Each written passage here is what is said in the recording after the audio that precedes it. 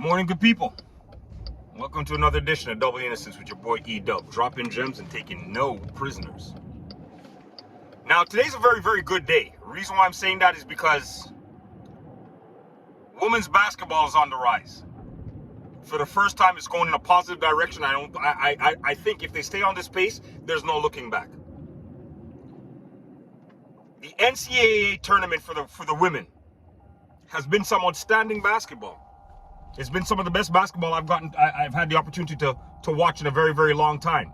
And when I say very good basketball, I'm talking about, like what the game that I grew up understanding and knowing. Where the only time you push is when you have a fast break. But if there's not a fast break there, you take time, you set up your offense, you work the ball around, you get the best available shot there. Now, when I was taught the game, the only way you were able to get the best available shot that was out there was to make sure you work the ball through the center. The center always had to have a touch. Now, the NBA in today's game, the game is totally changed. Steph Curry is one of the main reasons why the game has changed to the extent that it has. But now, you really don't have, well, I'm not going to say, you have probably a handful of effective big men, centers, in the league that play like a center, like a big man. They box out, they rebound, they set screens, they do all the important, dirty things that a lot of other players just don't want to take part in. But if you notice, like the game today, a lot of the centers, what do? They're playing outside the three-point line, taking three-point shots.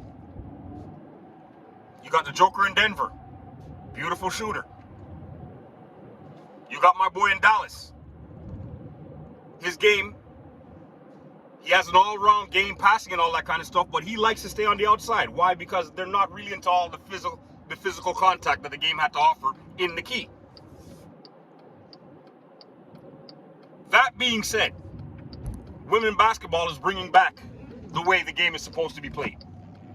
Now, the game yesterday with LSU and Iowa. Before I even go any further, I got to give my props to Caitlin Clark. She's an amazing player. Outstanding player. Deserves all the accolades that she has gotten and she's about to achieve. She deserves it all. That being said, LSU lost that game yesterday because of poor coaching. Period. There's no ifs, ands, and buts in my mind where that's concerned. The reason why I say that is because if the coach had done her job and made certain adjustments during the game, there's absolutely no reason why LSU should have lost that game. LSU was dominating the boards. Dominating the boards. They were dominating the paint. Why? Because LSU is a much longer team, much more physical team. LSU is not a very good three-point shooting team. So that lets you know they have to get a lot of their points, mid-range shots, and in the paint. Okay. Do you want to tell me why it is LSU allowed one individual to beat them? Because Caitlin Clark had 41 points. A lot of the points that she hit was from standing way outside of the three-point lane and jacking them up and hitting nothing but net.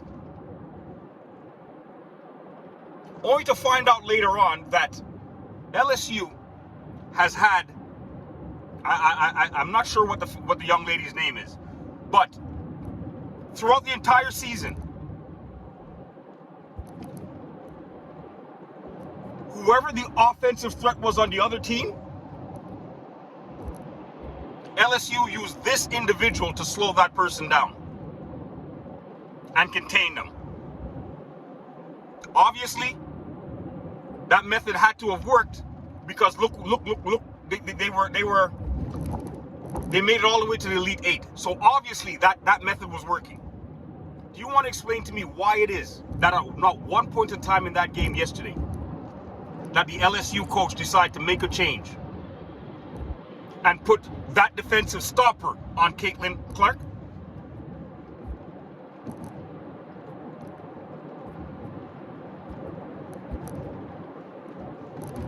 Why didn't the LSU coach send a double team? Because all you had to do was stop Caitlin Clark and you would have won that game yesterday. You dominated in every other aspect of that game. You owned the boards.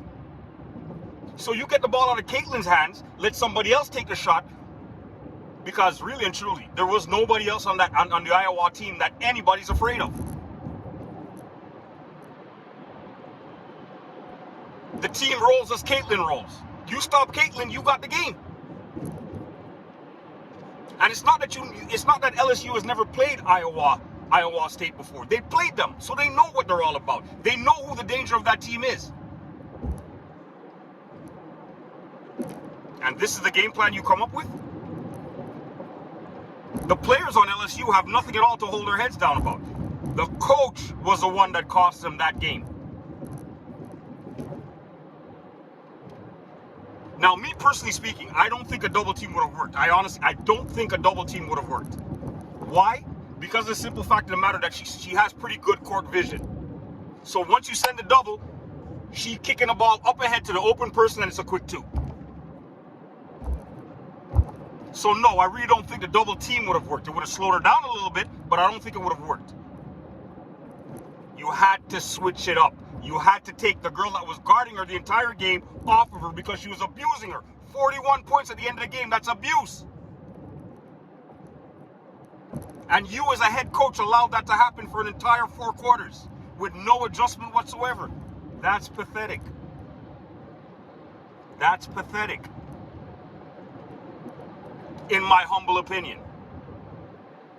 But that being said, I wish Iowa nothing but the best. Caitlin Clark, like I said, the sky's the limit for you.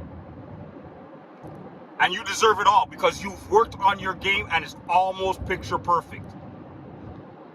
I said it before, I'm going to say it again. I don't think that your college team or moving forward when you go to the WNBA that you should be the vocal point, you shouldn't be the point guard. That's my personal opinion. With a shot like what you have, you should be coming off of screens, getting open, and just draining the rim all day long. And I saw a couple of your decisions making playing the point where you turned the ball over because as good of a game as you had maybe at least 6 turnovers. And those turnovers were just bad passes and poor decision making. That's all it was. So that's why I don't think you have the proper IQ of a point guard. Yeah, you have handling skills, but to continuously make the right play, no, I think somebody else should be bringing the ball up the court and running you off of screens. Just like Reggie Miller used to do it back in the day. And if somebody works that out for you, you'll be the hottest thing in the WNBA for years to come. Share, like, and subscribe, people. Let me know what you guys really think about how women's basketball is coming. And do you think the sky is the limit for them? Because really and truly, I'm going to be tuning into a lot more college female basketball. And I'm going to start watching the WNBA a lot more. That being said, Double the Innocence with your boy E-Dub is out. Have yourself a good Tuesday, people.